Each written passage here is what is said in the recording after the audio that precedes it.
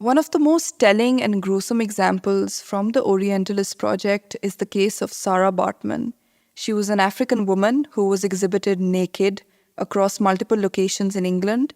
After her death, her body was dissected, and it was concluded that her large genitals meant that she was promiscuous. This formed wider cultural assumptions about race, gender, and sexuality, and against people of colonized regions. But was this treatment of dehumanization and commodification limited to Africa, or did it stretch across to India?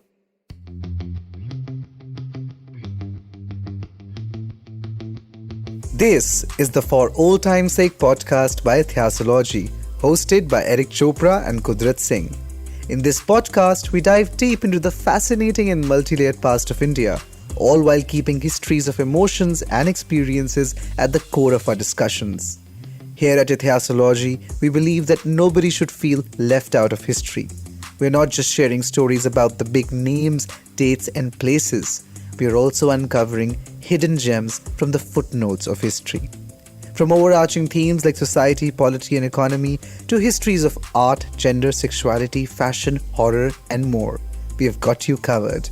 Welcome to this captivating historical journey. Hello, everybody. This is Eric Chopra. And this is Kudrat Singh. And welcome to another episode of For Old Time's Sake by Itheasology. So, Kudrat, we began this series with talking about a figure from history that has captured our imagination for as long as I can remember. As the buzzword for the last episode goes, fascinating. The fascinating dancing girl from Mohenjo-daro, from the Harappan civilization. Now, earlier we were looking at this period that stretches from 2600 BCE to 1900 BCE. And in this episode, we are actually going all the way ahead to the 19th century of the Common Era. And where are we situating ourselves today? So, we were talking only about one figure from the period you just mentioned in our last episode. But this time, our conversation is going to be far more sweeping. There's going to be lots of important theories and concepts that are going to come into play. And instead of talking about our fascination with the Harappan civilization, we are instead going to talk about how the African and Asian populations of the world captured the imagination of the empires. Right. So we're talking about exoticization, we're talking about Orientalism, we're talking about a very significant exhibition that takes place in 1886. But before that, I think it's important to talk about Indian travel to England in the 19th century, and specifically in the period where we're looking at the dissolution of the East India Company, its replacement by the British Raj, wherein you see Queen Victoria being proclaimed as the Empress of India. However, much before this, Indians were traveling to England.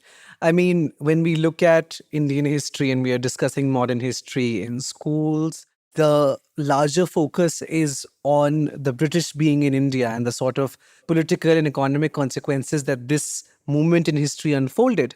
But we are looking at also a movement out of Indians to England. It goes back to the 17th century actually, and to establish some context as early as when Jahangir was the Mughal king in 1614.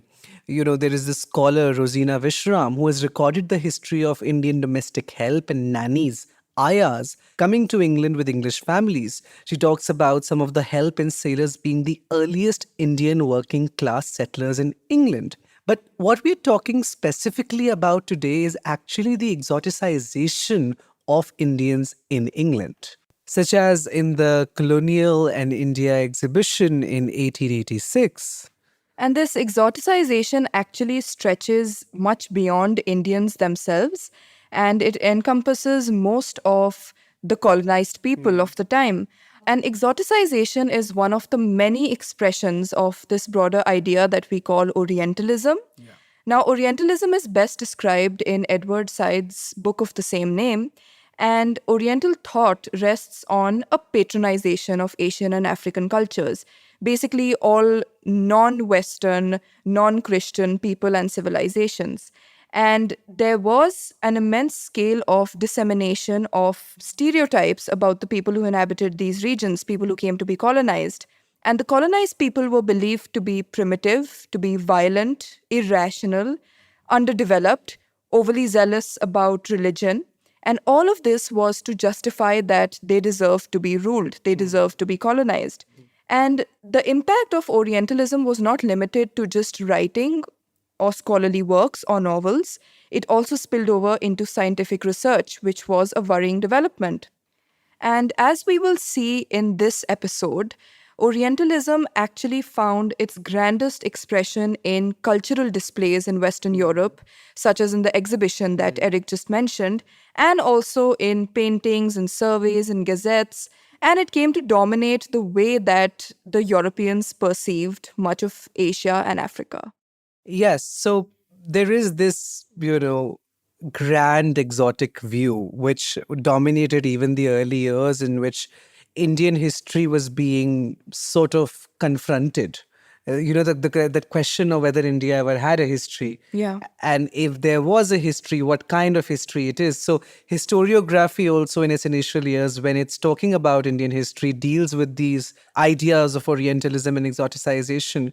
And what comes to mind actually is the ways in which numerous Indians who were going to England in the 19th century, how was it that they were being perceived? Now, we'll talk a bit about historiography in a bit, but since we're talking about Orientalism, what comes to my mind, immediately is the Oriental troupe. Yes. Right. So the Oriental troupe from Lucknow, who were a part of the King of Awadh's court. Now, this is a troupe that reaches England in February 1868, and it includes numerous artists. And these are artists who can perform a range of fascinating acts, right? You have a blind folded contortionist who could thread a needle with her toes. You have an acrobat who could walk on tightrope with buffalo horns tied to his feet.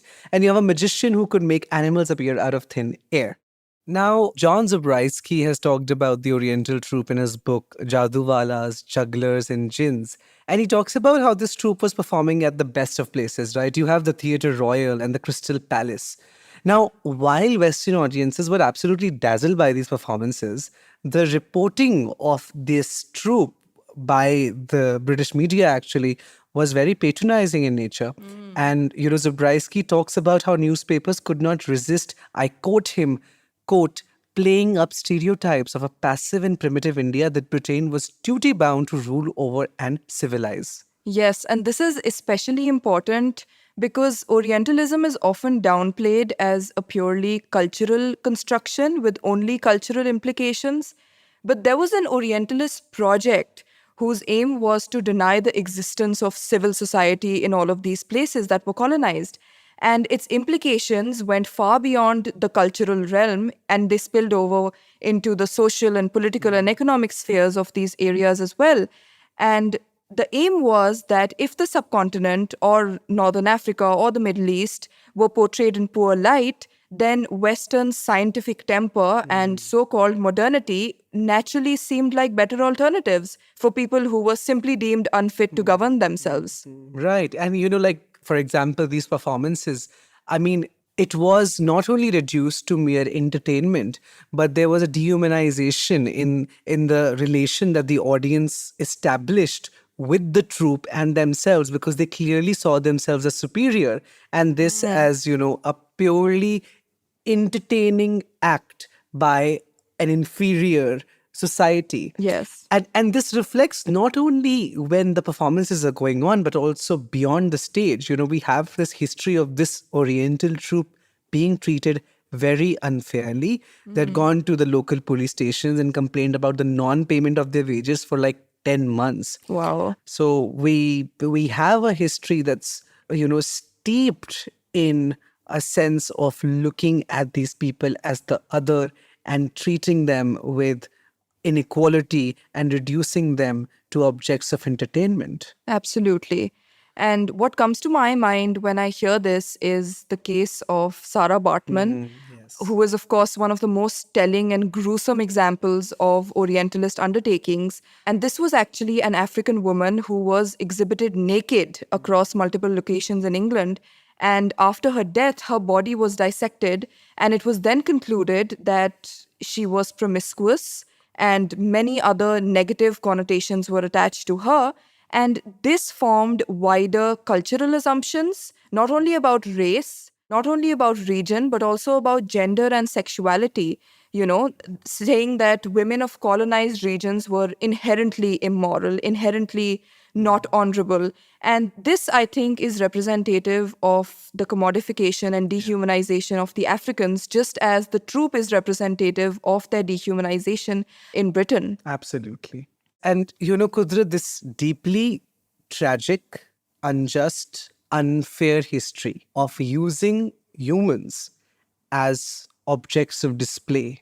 And we see this best come to light at the Colonial and India exhibition in 1886, which runs for 6 months, and it is celebrated for Queen Victoria's Jubilee. And it wanted to represent, and Saloni Mathur in her book India by Design has actually done a fabulous job of describing how all of this unfolded. So we see the Times in London reporting at the time that in this exhibition, you see at a single step the visitor being carried from the wild, mad whirl of the individual competitive struggle for existence to which civilization has been reduced to in the ever-changing West, into the stately splendor of that unchanging antique life of the East, the tradition of which has been preserved in the pristine purity only in India. Now, I want to highlight this line, right? Stately splendor of that unchanging antique life of the East, the tradition of which has been preserved in the pristine purity only in India. I think this pretty much summarizes Oriental thought with regards to India. Absolutely. This view of India as the land of mystique and riches was common in Europe and within India itself, as we talked about in the beginning of the episode, right? In the years of historiography, when it was being formed, the way in which India was pictured was this land of riches and mystique. So Romila Thapar, in one of her early works on Indian history, described how India was often perceived as a place of snake charmers, maharajas, and incredible feats like the rope trick. Because, of course, rope trick is the defining moment in Indian history. Now, so in many ways, this exhibition that happens in 1886, it aims to recreate a tranquil Indian village, far removed from this industrialized chaos, and it embodies the notions of pristine purity. Now, Mathur discusses how the exhibition featured numerous structures and pavilions, courtyards, gardens. It used artificial lighting that was powered by electricity, and the interior areas were deliberately kept dimly lit to evoke the ambience of Oriental fantasy. It's like how we talk about in those movies in Hollywood where they're looking at places like India, they put that particular filter, right? Like Yes. what's that sort of orange filter to give a sense of this is India. Yes, and that one eerie tone that they play every time they're in the Middle East. Yes, I know. This sort of, I don't know how to describe that tone, but I think in their minds, when they think about India or I think Middle East, the idea is to evoke the image of Aladdin for some reason. No matter what the story is, it comes back to defining how you would think about Aladdin. Now, so we see at this exhibition in 1886, this Oriental fantasy being recreated, Indian village being recreated not through just objects, but by showcasing the traditional craft skills that had made India a model for the Victorians. We see a figure called the Indian craftsman that was symbolizing literally the timelessness of the Indian village. And that is absolutely a representation of how the West saw India. It was nothing but a collection of villages ruled over by the classic Oriental despot who had nothing to do with people living in the villages. And this wasn't the only time that such an exhibition was actually put up or such a project was undertaken. You see the great exhibition of 1851 before this, as well as the World's Fairs both before and after this, which were all grand displays of, quite frankly, the power and the wealth of empires, if nothing else. And these were not ordinary fairs. They were not fairs how we would imagine them. Instead, it was like the whole city of London or the whole city of Paris in 1900, for example, was transformed to show this image of West versus East, to show this image of change versus continuity. So there were dedicated pavilions for each colony. There was a Ceylon pavilion, there was an Indian pavilion, and the size of these pavilions was shockingly large. It was almost to scale with the actual temple or the actual palace or the actual mosque that it was modeled after. So these weren't ordinary pavilions that we see maybe in parades these days. And when you stepped into the pavilion, like you said, you were transported into, of course, a much exoticized and sanitized version of the actual colony. The lengths one goes to just recreate this Oriental fantasy, I mean, it's disturbing almost, isn't it? It is. Right. So now, 1886, the exhibition, Colonial and Indian Exhibition, unfolds. What do we see? There is on display native number 16. The name of native number 16, Tulsi Ram. The exhibition tells people that he is from Agra. He is a sweet maker. And So that like he is, a halwai. yes, he's a halwai. Yeah. And he is 42. Okay. Now, he is one of the people who have been displayed, right? Yes. Mathur also talks about how there were 33 other Indian men featured at the exhibition, and they were all renowned for some skill or the other in various crafts, weaving, coppersmithing, ivory miniature painting, clay figure making, among others. But here's the interesting thing. Tulsi Ram, identified as a sweet maker from Agra, is actually a Punjabi villager. And he is a part of this larger history that is completely erased at the exhibition, because there he is a sweet maker from Agra. But actually, he is this Punjabi villager who had come to England to seek justice for a local land dispute that he was facing in India. And for that, guess who he comes to? Queen Victoria, by that time, the Empress of India. Wow, none other than the Empress herself. The other people on display also actually have interesting stories apart from Tulsiram, because as Saloni Mathur points out, a majority of them were actually prison inmates who were lodged at the Agra jail. And among them, there were also homeless Indians who were living on the streets of England. And they were put on the exhibition, they were chosen by exhibition officials, and they were put on display. And so, from the exterior, the Western world that was gathered in London at the time, they thought that the British had brought these talented so called artisans and craftspersons to show their skill and their tradition in far off England. But these same figures were actually convicts back in India. And of course, this was not mentioned anywhere in the exhibition. They were victims of the stringent law and order situation in the British Empire's largest colony. They were forcefully taken halfway across the world in most cases. They were kept there for 6 months, almost like caged animals in a circus.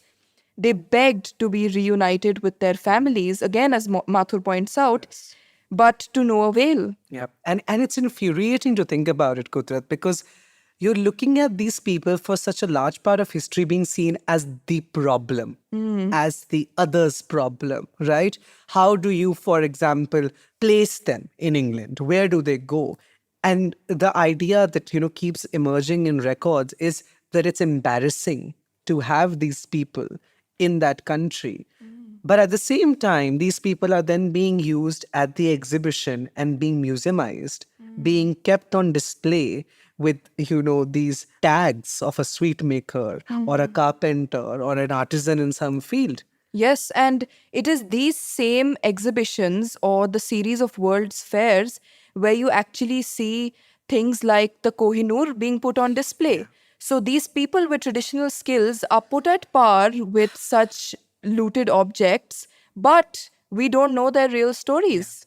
But with Tulsi Ram, he was not somebody who was escaping jail, right? He was, of course, jailed when he did come to England, but he was not escaping any sort of punishment from India itself, right? You see that in 1885, a year before this exhibition takes place, Tulsi Ram, this villager from Punjab, travels to London seeking justice for that land dispute in his village.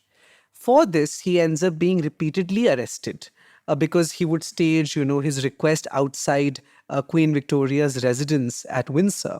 Now, Tulsi Ram insisted that he will stay in London until his problems were fixed, that his property was taken away in India by a man called Raja Ram.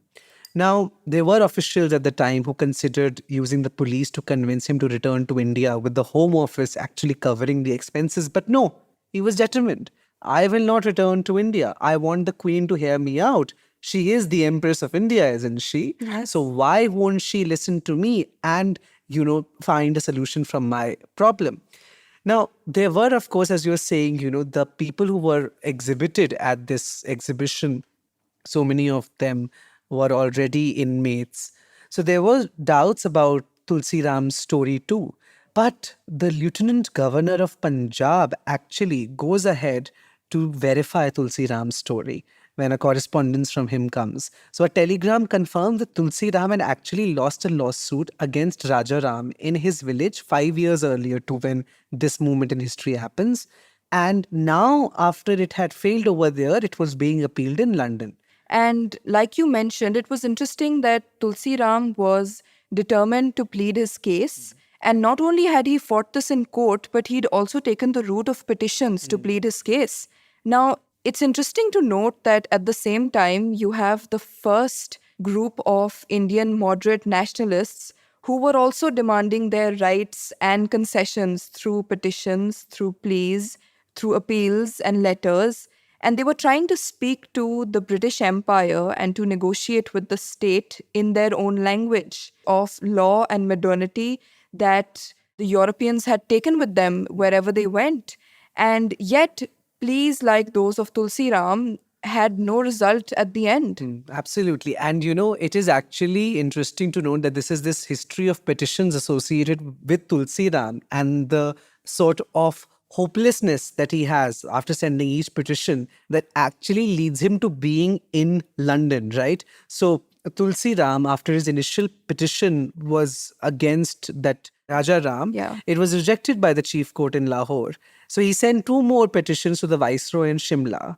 When this viceroy relocated to Calcutta, he followed and sent two additional petitions, but all were being met with the same outcome. There was hopelessness all around. And then you see finally, after the insistence of this Amritsari merchant, Sher Singh, who also later betrays him, Tulsi Ram going to Rangoon. And there he works for another merchant for a year, and then he saves enough money to actually go to England. But even when he was in England, we've already discussed, right? It was absolutely, here too, there was hopelessness. These petitions proved to be a failure. Now, Mathur talks about how we don't know what led to Tulsi Ram being selected as a sweet maker on display for this exhibition. But there he was on May 4th, 1886. Now, by the end of this month, he was arrested yet again. And at this time, he had totally given up. After his long journey of confronting with the law and And of resilience. yes. Of not giving up. Of actually interpreting that if one says that they're the Empress of India, then they should hear my problem. Yes. Even if it is of a local land dispute all the way in Punjab. But when he's arrested at the end of May, he agrees to leave for India. And by June, he was sent for India. But before leaving, Tulsi Ram did write a final petition in which he talks to Queen Victoria. And this is, I think, his most moving petition of all the records that we have of his journey. Yes. So he says, and I quote, "The petition of your humble servant Tulsi Ram is that your worship's obedient servant is neither a rogue, a vagabond, or a criminal of any sort, nor is he a monomaniac of any description whatever. That ever since Your worship's servant has set his foot in this city. He has been treated like a common criminal. For what crime he knows not. This cruel injustice has not only added to his sufferings, but has defiled him in a religious sense. Prayeth that your worship's humble servant may no longer be treated as a criminal or a madman, but that he may be protected as a poor stranger in this strange land. Your worship's most humble and obedient servant, Tulsi Ram. So those were the last words that we have in written record from Tulsi Ram. And even in his last letter, we see his resilience and determination. And his words, I feel, are not only Tulsi Ram's alone, but they reflect the views of a mass of South Asian people at this time, all falling under the British Empire. Because we have to keep in mind that by the 1880s, the British government had been around for about 100 years and had considerably expanded the territory under its rule since the preceding century. Yes. So even though the people had not chosen the British Empire, they still expected and hoped that the empire and its officials would deliver justice, that very justice that they had long propounded as their import into India. And the Bombay and Calcutta high courts had already been set up by the 1880s. And at least in monuments, justice seemed to be within reach. It seemed like a viable possibility.